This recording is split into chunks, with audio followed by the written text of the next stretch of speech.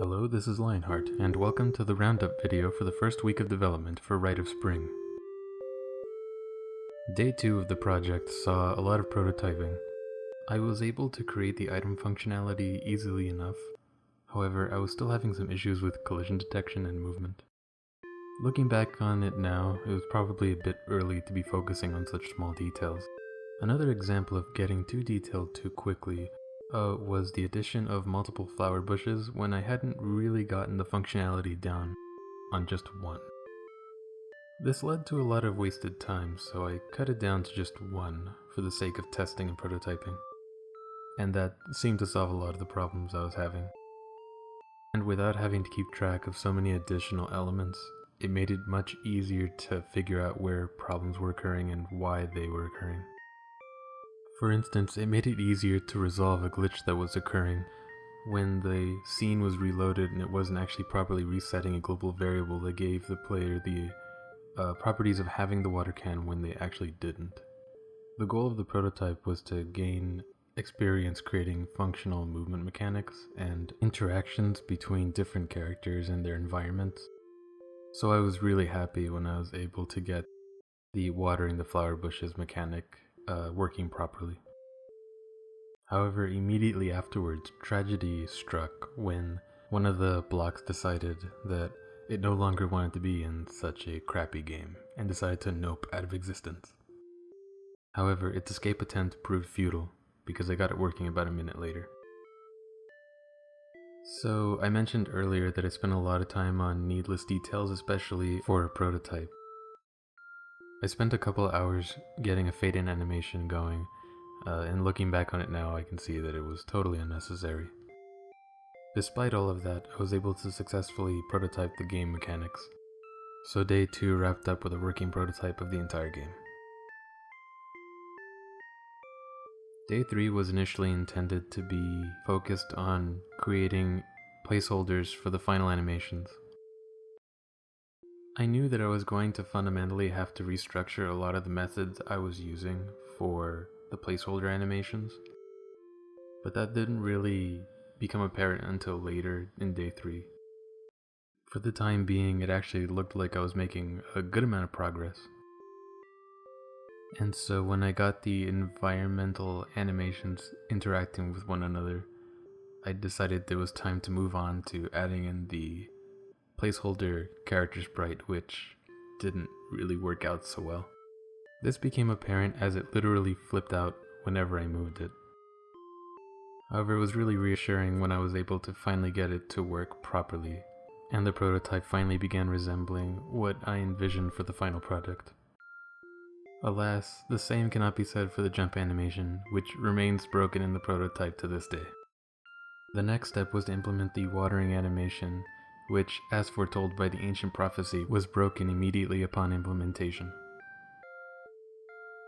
So after some time messing with the code, I finally got it to work and things started to look up again.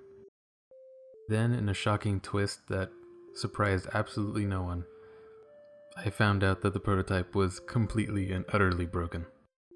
I hadn't been thinking about organizing the project when I first began, and I wasn't able to figure out what caused this glitch because of it.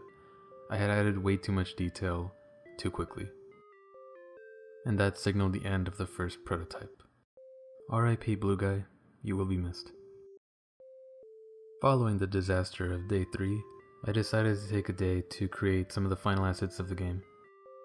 I spent day 4 creating animations and character designs and props, but since there's only 2 characters and 2 props, it was mostly just having fun and relaxing, and recovering from the perceived failure of not being able to create a functioning game the first time I tried. However, it soon became apparent that I would have to have many more animations that would require a working prototype in order to ensure that they played properly when viewed in-game, and so work on a new prototype began.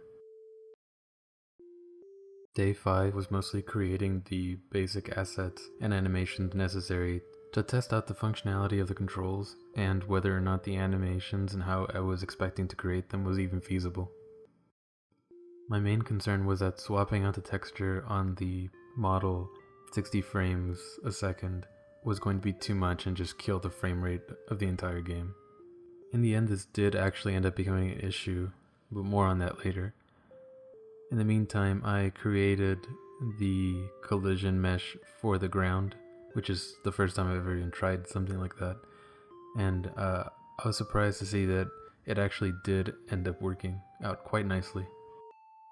Originally, in my concept, I wanted to have the old school circle shadow underneath all the characters, but I just really ended up liking more of a real-time shadow, more aesthetically, so I decided to keep that. And finally, one of the main differences between how I built the early prototype and how this one is shaping up is that this time I have put an extra emphasis on structure, but of course, that didn't weed out all the glitches. Thankfully, I was able to get that collision turning camera problem fixed. So with the basic movement down, I turned my attention toward animations.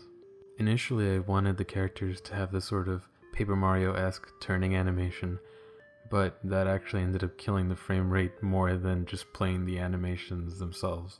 It doesn't look so bad in such a low frame rate capture, but in the actual game it's pretty bad. So instead I just inverted the scale on the x-axis to just flip the character whenever you turn. When it came to the jumping animation, I was fairly concerned that I was going to run into the same issues as before, but to my surprise it actually ended up being much easier to get the animations working properly when I structured it more concisely.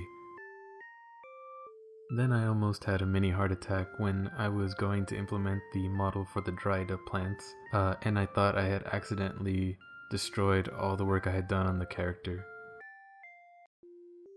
So by the end of day 5, I had a working prototype of the movement for the controls for the game. Moving forward, I'm fairly confident that this is going to be a pretty awesome final result, and I can't wait to see how it looks like at the end. Thank you for following the development of Rite of Spring.